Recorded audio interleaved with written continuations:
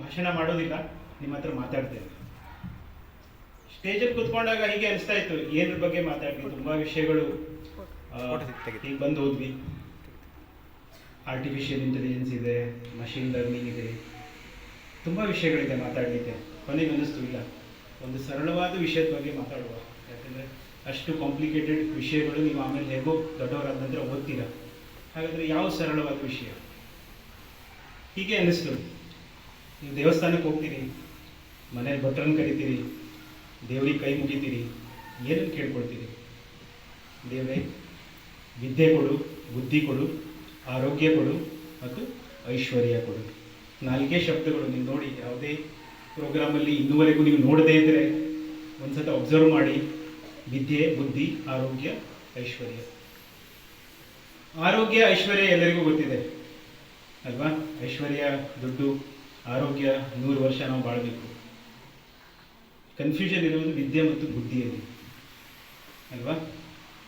ವಿದ್ಯೆ ಮತ್ತು ಬುದ್ಧಿ ಒಟ್ಟೊಟ್ಟಿಗೆ ನಾವು ಹೇಳ್ತೇವೆ, ಆದರೆ ನೀವು ಅದನ್ನು ಅರ್ಥಪೂರ್ವಕ ನೋಡಿದ್ರೆ ತುಂಬ ಡಿಫರೆನ್ಸ್ ಇದೆ ಅದರಲ್ಲಿ. ಕೆಲವು ಉದಾಹರಣೆ ಕೊಡ್ತೇನೆ, ತುಂಬ ಟೈಮ್ ತೊಗೊಳ್ಳೋದಿಲ್ಲ, ನನಗೆ ಗೊತ್ತಿದೆ ಸಾಂಸ್ಕೃತಿಕ ಕಾರ್ಯಕ್ರಮ ಇದೆ ಅಂತ. ಒಂದು 3-4 ಉದಾಹರಣೆ ಕೊಡ್ತೇನೆ. ಒಂದು 5ನೇ ಕ್ಲಾಸಿನ ಹುಡುಗ ಶಾಲೆಯಲ್ಲಿ ಗುಣಾಕಾರ ಕಲಿಸಿದ್ರು. ಮನೆಗೆ ಬಂದ, ಅಪ್ಪ ಕೇಳ್ದ, ಪ್ರಾಕ್ಟೀಸ್ ಮಾಡ್ತಾ ಇದ್ದ, 1 2 2 1 3 3. ಅಪ್ಪ ಕರೆದ್ಬಿಟ್ಟು ಕೇಳ್ದ, ಬಾರಪ್ಪ ಏನು ಕಲಿಸಿದ್ರು ಶಾಲೆಯಲ್ಲಿ? ಗುಣಾಕಾರ ಕಲಿಸಿದ್ರು. ಕೇಳಪ್ಪ, ಹಾಗಾದರೆ 1ನೇ ಕ್ಲಾಸ್ ಓದಿಸೋ ಟೀಚರಿಗೆ 1 ತಲೆ, ಹಾಗಾದರೆ 5ನೇ ಕ್ಲಾಸ್ ಓದಿಸೋರಿಗೆ ಎಷ್ಟು ತಲೆ ಅಪ್ಪ? ಹುಡುಗ 5 ತಲೆ ಅಂತ ಹೇಳಿ. ಮ್ಯಾಥಮೆಟಿಕಲಿ ಅದು ಕರೆಕ್ಟ್. ಆದರೆ ಅಮ್ಮ ಬಂದು ಹೇಳಿದ್ರು, ಇಲ್ಲರಿ ಬುದ್ಧಿ ಇಲ್ಲ ಇವನಿಗೆ ಅಂತ. ಇನ್ನೊಂದು ಉದಾಹರಣೆ ಹೇಳ್ತೇನೆ. ಒಂದು ಇಂಜಿನಿಯರಿಂಗ್ ಹುಡುಗ ಪಿಜ್ಜಾ ತಿನ್ಲಿಕ್ಕೆ ಹೋದ. ಇದು ಸೌಮ್ಯ ಮೇಡಮ್ ಅವರಿಗೆ ಪ್ರಶ್ನೆ. ಪಿಜ್ಜಾ ತಿನ್ಲಿಕ್ಕೆ ಹೋದ. 12 ಇಂಚಿನ ಪಿಜ್ಜಾ ತಿನ್ಲಿಕ್ಕೆ ಹೋದರೆ ಸೈಜ್ ಇರ್ತದೆ ಅದರಲ್ಲಿ, 8 ಇಂಚು 12 ಇಂಚು ಅಂತ. ಒಂದು 12 ಇಂಚಿನ ಪಿಜ್ಜಾಗೆ ಆರ್ಡರ್ ಕೊಟ್ಟ. ದುಡ್ಡು ತೊಗೊಂಡ ನಂತರ ಓನರ್ ಬಂದು ಹೇಳಿದ್ರು, 12 ಇಂಚಿಂದ ಇಲ್ಲಪ್ಪ, ನಿಮ್ಗೆ 2 ಇಂಚಿಂದ 8 ಇಂಚಿಂದ 2 ಕೊಡ್ತೇನೆ ಅಂತ. ಹುಡುಗ ಖುಷಿಯಿಂದ ತಿನ್ಕೊಂಡು ಬಂದ. ಮನೆಗೆ ಬಂದು ಅಪ್ಪನಿಗೆ ಹೇಳ್ದ, ಅಪ್ಪ ನಾನು 12 ಇಂಚಿನ ದುಡ್ಡು ಕೊಟ್ಟಿದ್ದೆ, ಆದರೆ 8 ಇಂಚಿಂದ 2 ಕೊಟ್ಟರು, ಲಾಭ ಮಾಡ್ಕೊಂಡು ಬಂದೆ ಅಂತ. ಅಪ್ಪ ತಲೆ ಮೇಲೆ ಹೊಡೆದು ಕೂಸಿದ, ಒಂದು ಪೇಪರ್ ಕೊಟ್ಟ, ಕೂತ್ಕೊಳ್ಳಪ್ಪ, ಶಾಲೆಯಲ್ಲಿ ಓದಿದ್ಯಲ್ವಾ, ವೃತ್ತದ ಏರಿಯಾ πr² ಮಾಡಿ ನೋಡು. 8 ಇಂಚಿನ 2 ಪಿಜ್ಜಾ ಮತ್ತು 12 ಇಂಚಿನ 1 ಪಿಜ್ಜಾ ಯಾವುದರಲ್ಲಿ ಏರಿಯಾ ಜಾಸ್ತಿ ಇದೆ ಅಂತ ಮಾಡಿ ನೋಡಿ. ಮನೇಲಿ ಹೋಗಿ 12 ಇಂಚಿನ 1 ಪಿಜ್ಜಾದಲ್ಲಿ ಜಾಸ್ತಿ ಇರ್ತದೆ ಏರಿಯಾ. ಹೀಗೆ ಎಷ್ಟೊಂದು ಉದಾಹರಣೆ ಇದೆ. ನಿಮ್ಮ ಊರಿನ ಉದಾಹರಣೆ ಕೊಡ್ತೇನೆ. ದಿನ ನಾನು ಬೆಳಿಗ್ಗೆ ವಾಕಿಂಗ್ ಹೋಗ್ತಿದ್ದೇನೆ. ನಾನು ಹೋಗ್ತಾ ಇರಬೇಕಿದ್ರೆ ಸೌದಿ ಸರ್ ಬರ್ತಾ ಇರ್ತಾರೆ. ಯಾವುದು ದುರ್ಗಾಂಬ ಹೋಟೆಲ್ ಪಕ್ಕದಿಂದ ಬೀಚ್ವರೆಗೆ. ಅಲ್ಲಿ ನೋಡ್ತಾ ಅಕ್ಕಪಕ್ಕದಲ್ಲಿ ನೋಡಿ ಎಷ್ಟು ಕಸ ಬಿಸಾಕಿದ್ದಾರೆ ಅಂದರೆ, ಯಾರು ಬಿಸಾಕಿದ್ದಾರೆ? ವಿದ್ಯಾವಂತರು ಅಲ್ವಾ? ಕಾರಲ್ಲಿ ಬರ್ತಾರೆ, ಬೀಚ್ ನೋಡ್ತಾರೆ, ಖರೀದಿ ಮಾಡ್ತಾರೆ, ಅಕ್ಕಪಕ್ಕದಲ್ಲಿ ಬಿಸಾಕಿ ಹೋಗ್ತಾರೆ.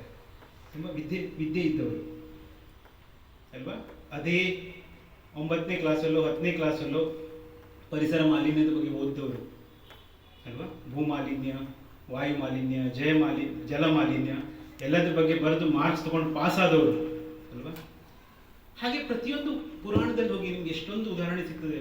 ರಾಮಾಯಣಕ್ಕೆ ಹೋಗಿ ಅಥವಾ ಮಹಾಭಾರತಕ್ಕೆ ಹೋಗಿ ವಿದ್ಯಾವಂತರು ಮಾಡುವ ತಪ್ಪುಗಳು.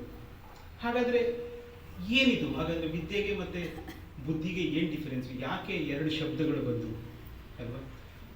ಬುದ್ಧಿ ಅಂದರೆ ವಿದ್ಯೆಯನ್ನು ಒಂದು ಸರಿಯಾದ ದಶೆಯಲ್ಲಿ ಯೂಸ್ ಮಾಡಲಿಕ್ಕೆ ಬೇಕಾಗುವ ಒಂದು ಸಾಧನ. ಬಿಲ್ಲು ಬಾಣ ನಿಮ್ಮ ಹತ್ರ ಇರ್ತದೆ, ಆದರೆ ಅದು ಯಾವ ಕಡೆ ಹೊಡಿಬೇಕು ಅಂತ ಗೊತ್ತಿಲ್ಲದೆ ಇದ್ದರೆ ಆ ಬಿಲ್ಲು ಬಾಣದ ಯಾವುದೂ ಪ್ರಯೋಜನ ಇಲ್ಲ ಅಲ್ವಾ? ನಿಮಗೆ ವಿದ್ಯೆ ಇದೆ, ಆದರೆ ವಿದ್ಯೆಯಲ್ಲಿ ಹೇಗೆ ಯೂಸ್ ಮಾಡಿಕೊಳ್ಬೇಕು ಅನ್ನುವ ಒಂದು ವಿವೇಚನ ಇಲ್ಲದೆ ಇದ್ದರೆ ಆ ವಿದ್ಯೆಯ ಯಾವ ಪ್ರಯೋಜನವೂ ಇಲ್ಲ. ಹಾಗೆ ಪ್ರಶ್ನೆ ಕೇಳ್ಬೋದು, ಹಾಗಾದರೆ ವಿದ್ಯೆ ಆಯಿತು, ಶಾಲೆಗೆ ಹೋಗ್ತೇವೆ, ಬರ್ತದೆ, ಬುದ್ಧಿ ಹೇಗೆ ಬರ್ತದೆ? ಬುದ್ಧಿ 3 ದಾರಿ ಇದೆ. ಹಾಗಾಗಿ ಪ್ರಶ್ನೆ ಕೊಟ್ಟ ನಂತರ ನಾನು ಉತ್ತರನ ಕೊಟ್ಟು ಹೋಗ್ತೇನೆ. ಬುದ್ಧಿಗೆ 3 ದಾರಿ ಇದೆ. 1ನೇ ದಾರಿ ಸರ್ವಜ್ಞ ತುಂಬ ಚೆನ್ನಾಗಿ ಹೇಳಿದ್ದಾರೆ. ವಿದ್ಯೆ ಕೊಡದ ತಂದೆ, ಬುದ್ಧಿ ಕೊಡದ ಗುರು, ಬಿದ್ದರೂ ನೋಡದ ತಾಯಿ, ಶುದ್ಧ ವೈದಿಗಳು ಸರ್ವಜ್ಞ. ಹಾಗಂದ್ರೆ ನಿಮ್ಮ ದಿನದಲ್ಲಿ 8 ಗಂಟೆಗಳನ್ನು ನೀವು ಮಿನಿಮಮ್ ಶಾಲೆಯಲ್ಲಿ ತೆಗಿತೀರಿ ಅಲ್ವಾ? ಬೆಳಗ್ಗೆ ಹೇಳ್ತೀರಿ, ಬೆಳಗ್ಗೆ ಎದ್ದು ಶಾಲೆಗೆ ಬರ್ತೀರಿ, ಶಾಲೆಗೆ ಬಂದು ನಿಮ್ಮ ವಿದ್ಯಾಪಕರು ಎಲ್ಲ ನಿಮ್ಗೆ ಕಲಿಸ್ತಾರೆ. ಏನು ಕಲಿಸ್ತಾರೆ? ವಿದ್ಯೆಯನ್ನು ಕಲಿಸ್ತಾರೆ, ಬುದ್ಧಿಯನ್ನು ಕಲಿಸ್ತಾರೆ. ಆದರೆ ನೀವು ವಿದ್ಯೆ ಮಾತ್ರ ತೊಗೊಂಡು ಹೋಗ್ತೀರಿ. ಎಷ್ಟು ಬುದ್ಧಿ ಹೇಳ್ತಾರೆ ನಿಮಗೆ, ಯಾವುದು ಮಾಡಿದ್ರು ಸರಿ, ಯಾವುದು ಮಾಡಿದ್ರು ತಪ್ಪು, ಏನು ಮಾಡಬೇಕು, ಏನು ಮಾಡಬಾರ್ದು. ಈಗ ಗೊತ್ತಿಲ್ಲ, ಮುಂಚೆ ಹೊಡಿತಾ ಇದ್ರು, ಈಗ ಮೋಸ್ಟ್ಲಿ ಹೊಡಿಬಾರ್ದು ಅನ್ಸುತ್ತೆ, ಹೊಡಿಯೋದಿಲ್ಲ. ಬುದ್ಧಿ ಆದರೆ ಬುದ್ಧಿ ಹೇಳ್ತಾರೆ. ಹಾಗಾಗಿ ಶಿಕ್ಷಕರ ನೀವು ಶಾಲೆ ಒಂದು ಬುದ್ಧಿ ಕಲೀಲಿಕ್ಕೆ ಒಂದು ಉತ್ತಮ ಸಾಧನ ಶಾಲೆ. ಯಾಕಂದರೆ ನಿಮ್ಮ ಚಿಕ್ಕಂದಿನಿಂದ ನೀವು ಹೆಚ್ಚು ಟೈಮ್ ತೆಗೆಯೋದು ಶಾಲೆಯಲ್ಲಿ. ಎರಡನೇದು ಪುಸ್ತಕ ಓದೋ ಅಭ್ಯಾಸ ಮೋಸ್ಟ್ಲಿ ಮೊಬೈಲ್ ಬಂದ ನಂತರ ಹೋಗ್ಬಿಟ್ಟಿದೆ ಅಲ್ವಾ? ಪುಸ್ತಕ ಓದೋದು ಕಡಿಮೆ ಆಗಿದೆ. ಲೈಬ್ರರಿ ಇದೆ, ಲೈಬ್ರರಿ ಬೀಗ ಇದೆ.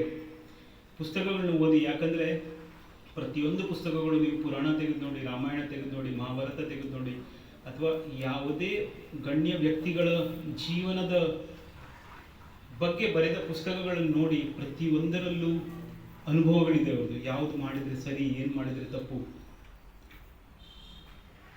General knowledge. ಪ್ರತಿಯೊಂದರಲ್ಲೂ ಒಂದೊಂದು ಕತೆ ಇದೆ, ಆ ಕಥೆಯ ಬಗ್ಗೆ ಸಾರಾಂಶ ಇದೆ. ಯಾಕೆ ಆ ಪುಸ್ತಕಗಳನ್ನು ಬರೆದಿದ್ದಾರೆ ಅನ್ನುವ, ಅಂದರೆ ನಿಮ್ಮ ಜೀವನದಲ್ಲಿ ಅದು ಎಲ್ಲಿ ಉಪಯೋಗ ಆಗ್ತದೆ ಅನ್ನುವ ಪ್ರತಿಯೊಂದು ಪುಸ್ತಕದಲ್ಲೂ ಒಂದೊಂದು ಇಂಪಾರ್ಟೆನ್ಸ್ ಇದೆ. ಮೂರನೇದಾಗಿ ಅನುಭವ ಅಂದರೆ ಎಕ್ಸ್ಪೀರಿಯನ್ಸ್. ಪ್ರತಿ ಎಕ್ಸ್ಪೀರಿಯನ್ಸನ್ನು ನೀವು ಪಡೆದೇ ತಗೋಬೇಕಂತಿಲ್ಲ. ಯಾಕಂದರೆ ತುಂಬ ಜನ ವ್ಯಕ್ತಿಗಳಿದ್ದಾರೆ, ನಿಮ್ಮ ಮನೆಗೆ ಹಿರಿಯವರಿದ್ದಾರೆ, ನಿಮ್ಮ ಪಕ್ಕದ ಮನೆಯವರಿದ್ದಾರೆ, ನಿಮ್ಮ ಟೀಚರ್ ಇದ್ದಾರೆ. ಅವರೆಲ್ಲರೂ ಅನುಭವ ಪಡೆದವರೇ. ಅವರ ಅನುಭವಗಳ ಅವರ ಹತ್ರ ಮಾತಾಡಿ, ಜನರ ಹತ್ರ ಮಾತಾಡಿ. ಈಗ ಮಕ್ಕಳನ್ನು ನೋಡ್ತೇವೆ ನಾವು, ಹೀಗೆ ಕೂತ್ಕೊಂಡಿರ್ತಾರೆ, ಅಕ್ಕಪಕ್ಕದವರನ್ನು ಮಾತಾಡಿಸೋದಿಲ್ಲ. ನಮ್ಮ ಕಾಲದಲ್ಲಿ ಅಂದರೆ 10 ವರ್ಷ 20 ವರ್ಷದ ಹಿಂದೆ ಮೊಬೈಲ್ಗಳಿರಲಿಲ್ಲ. ಎಂಟರ್ಟೈನ್ಮೆಂಟ್ ಅಂದರೆ ಪಕ್ಕದವ್ರ ಹತ್ರ ಮಾತಾಡೋದು. ಆದರೆ ಪಕ್ಕದವ್ರ ಹತ್ರ ಮಾತಾಡೋದ್ರಿಂದ ಎಷ್ಟು ಅನುಭವ ಬರ್ತದೆ ಅಂದರೆ, ಈಗ ಪ್ರತಿಯೊಂದು ಜನರಲ್ಲಿ ಅವರು ಅಂದರೆ ಒಂದಲ್ಲ ಒಂದು ಸರಿ ಮಾಡಿರ್ತಾರೆ ಅಥವಾ ತಪ್ಪು ಮಾಡಿರ್ತಾರೆ. ಆ ಅನುಭವಗಳಿಂದ ಬುದ್ಧಿ ಬರ್ತದೆ. ಹಾಗಾಗಿ ನಾನು ಯಾಕೆ ಹೇಳ್ತಾ ಇದ್ದೇನೆ ನಿಮಗೆ ಅಂದರೆ, ಇಷ್ಟೊಂದು ಟೈಮಿಂದ ನಿಮಗೆ ವಿದ್ಯೆ ಮತ್ತು ಬುದ್ಧಿ ಬಗ್ಗೆ ಡಿಫರೆನ್ಸ್ ಯಾಕೆ ಹೇಳ್ತಾ ಇದ್ದೇನೆ ಅಂದರೆ, 10 ವರ್ಷದಿಂದ ನಾವು ನೂರಾರು ಕಾಲೇಜ್ಗಳಿಗೆ ಇಂಟರ್ವ್ಯೂಗೆ ಹೋಗ್ತೇವೆ, ಸಾವಿರಾರು ವಿದ್ಯಾರ್ಥಿಗಳ ಇಂಟರ್ವ್ಯೂ ಮಾಡ್ತೇವೆ, ವಿದ್ಯಾವಂತರನ್ನು ಇಂಟರ್ವ್ಯೂ ಕರಿತೇವೆ, ಬುದ್ಧಿವಂತರನ್ನು ಸೆಲೆಕ್ಟ್ ಮಾಡ್ತೇವೆ. ಯಾಕಂದರೆ ನಾವು ಇಂಟರ್ವ್ಯೂ ಹೋಗೋ ಮುಂಚೆ ಯಾರು ಬುದ್ಧಿವಂತರಂತ ಗೊತ್ತಿರೋದಿಲ್ಲ. ನಮ್ಗೆ ಗೊತ್ತಿರೋದು ಒಂದು ಮಾರ್ಕ್ಸ್ ಕಾರ್ಡ್ ಬರ್ತದೆ ನಮ್ಮ ಹತ್ರ. ಆ ಮಾರ್ಕ್ಸ್ ಕಾರ್ಡಲ್ಲಿ ಇರ್ತದೆ, ಇವನು ರ್ಯಾಂಕ್ ಸ್ಟೂಡೆಂಟು, ಇವನು ಇದು, ಅದು ಬರೀ ಎಂಟ್ರಿ ಮಾತ್ರ ನಿಮಗೆ. ಆದರೆ ಅದರ ನಂತರ ನಾವು ಕೇಳೋ ಪ್ರಶ್ನೆಗೆ, ಇಂಟರ್ವ್ಯೂಗೆ ಪಾಸ್ ಆದ ನಂತರ ಸಿಗೋದು ನೌಕರಿ ಅಲ್ವಾ? ಹಾಗಾಗಿ ವಿದ್ಯೆಗೆ ಮಹತ್ವ ಕೊಡಿ, ಆದರೆ ಬುದ್ಧಿಗೂ ಮಹತ್ವ ಕೊಡಿ. ನಿಮ್ಮ ಶಿಕ್ಷಕರು ಹೇಳೋ ಮಾತು ಕೇಳಿ, ನಿಮ್ಮ ಹಿರಿಯರು ಹೇಳೋ ಮಾತು ಕೇಳಿ, ಅವರ ಅನುಭವಗಳನ್ನ ಹಂಚ್ಕೊಳ್ಳಿ ಅಂತ ಹೇಳ್ತಾ ಜಾಸ್ತಿ ಟೈಮ್ ತಗೊಳ್ಳಿಲ್ಲ ನಾನು. ನಿಮಗೆಲ್ಲರಿಗೂ ವಂದನೆಗಳು. ನಿಮ್ಮ SSLC ಇರುವ ಎಲ್ಲ ಮಕ್ಕಳಿಗೆ ಆಲ್ ದ ಬೆಸ್ಟ್. ಚೆನ್ನಾಗಿ ಓದಿ. ನಮಸ್ಕಾರ.